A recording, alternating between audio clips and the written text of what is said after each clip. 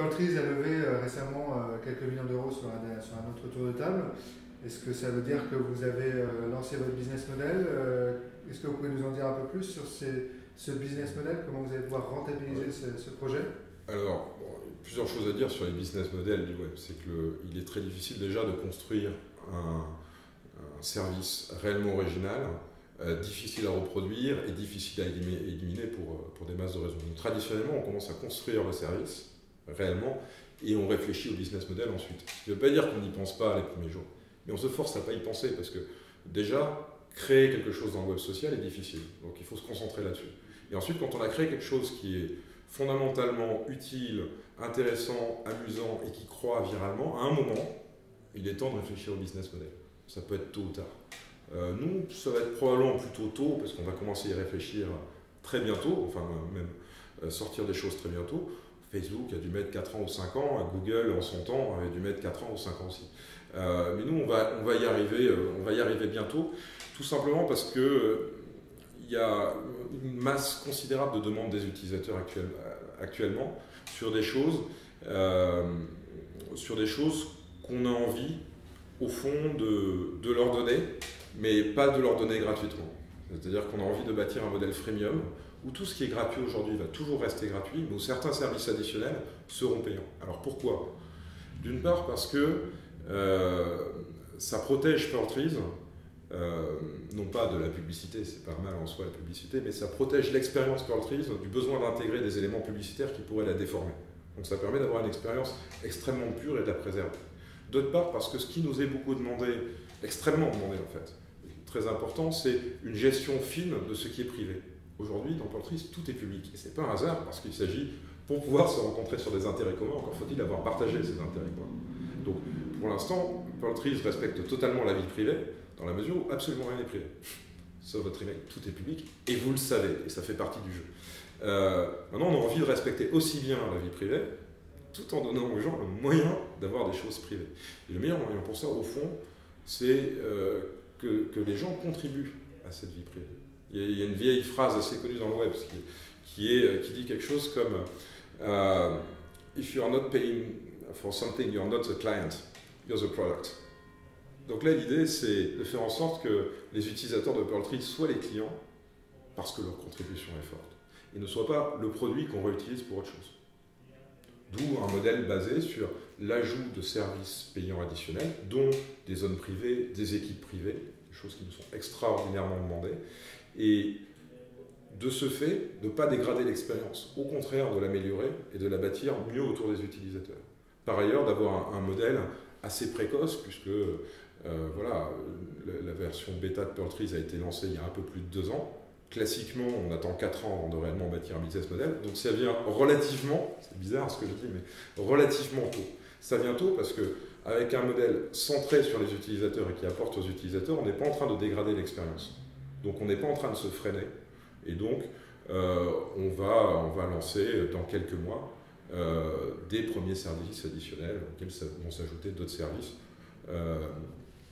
selon ce modèle freemium qui en lui-même n'est pas original. C'est déjà le modèle d'Evernote ou de Dropbox. D'accord, donc ça veut dire qu'on ne se dirige pas vers un modèle publicitaire? Non, on ne se dirige pas vers un modèle publicitaire. Donc pour le coup, on est différent de Facebook. Ce que vous dites, c'est quelque part Facebook, l'utilisateur devient un produit puisque ses intérêts sont quelque part vendus ou je sais pas. Alors j'ai beaucoup de respect pour Facebook, énormément de respect pour Facebook, donc je ne dirais pas ça, mais spécifiquement pour Facebook. Mais c'est vrai, quand vous avez un produit gratuit, il est normal qu'à un moment l'entreprise qui l'a créé puisse vivre d'une manière ou d'une autre, et donc elle doit détériorer votre expérience d'une manière ou d'une autre pour vivre, c'est inévitable. Ensuite on le détériore plus ou moins, les publicités contextuelles de Google par exemple détériorent quasiment pas l'expérience, les publicités contextuelles de Facebook un peu plus, mais bon, c'est un choix et je pense qu'il y a souvent de très bonnes raisons d'être gratuit avec de la publicité et de très bonnes raisons d'être gratuit avec des services additionnels freemium. Et je pense que ça dépend surtout de l'intensité d'intérêt d'un utilisateur donné. En fait, ce qui est propre à Pearltrees, c'est que les utilisateurs de Pearltrees sont extraordinairement intenses et le service est réellement important pour eux.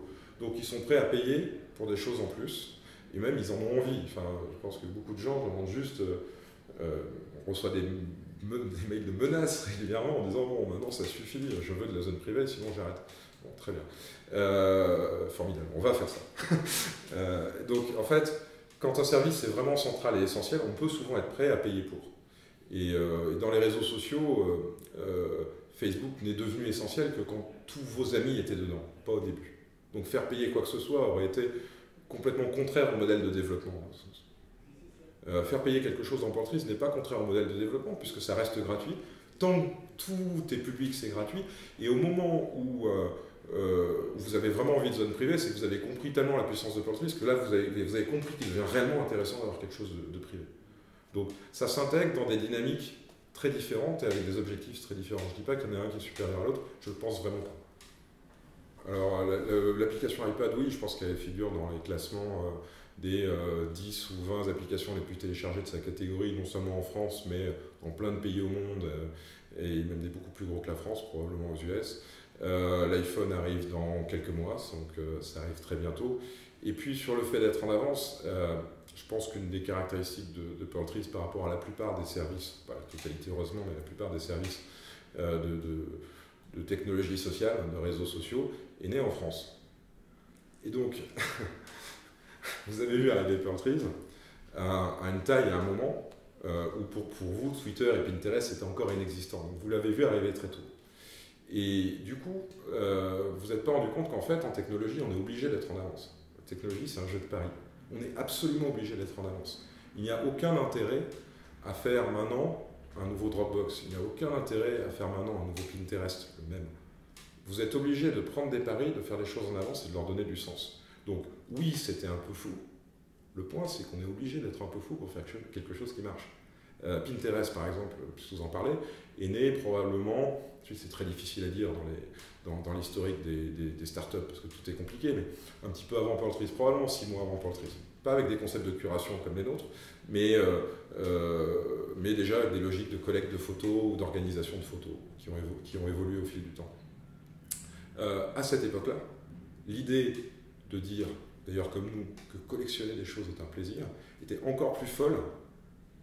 Enfin, leur idée et la nôtre, l'idée de tous les gens qui ont fait de la curation un peu tôt, qui est que collectionner, donner un sens, organiser est un plaisir, était bien plus folle encore, mais bien plus folle que tout choix d'interface graphique.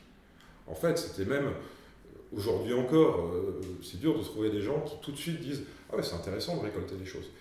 Pourquoi? Parce que les technologies en général et le web en particulier ont été construits avec l'idée que l'ordinateur est là pour organiser les choses pour vous. D'ailleurs, un ordinateur, ça donne de l'ordre, donc c'est là pour organiser.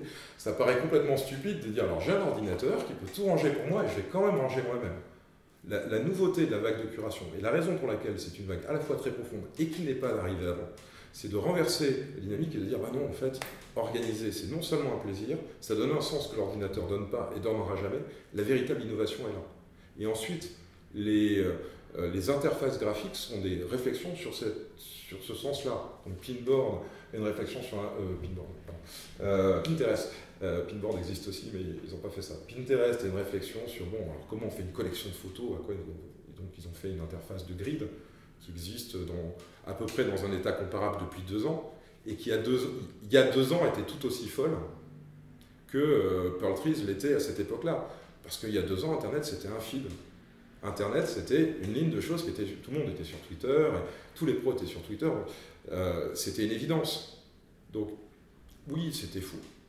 Mais d'une part, il y avait plus fou que ça encore, que le fait de faire les paires. Il y avait beaucoup plus fou que ça. Ce qui était vraiment fou, c'est de parier sur le plaisir d'organiser les choses, alors que les ordinateurs sont faits pour les organiser pour vous. Donc, quand on a fait cette folie, on peut se permettre une deuxième folie, qui est de dire, bon, quitte à faire quelque chose de fou, donc, faisons quelque chose d'adapté. Nous, on est là pour quoi? Nous, on est là pour faire, c'était notre mot à l'époque même, l'organisation humaine du web. Et on est toujours là pour ça d'ailleurs, sauf que maintenant elle existe. Donc on est là pour la développer. On parlait beaucoup de démocratisation du web.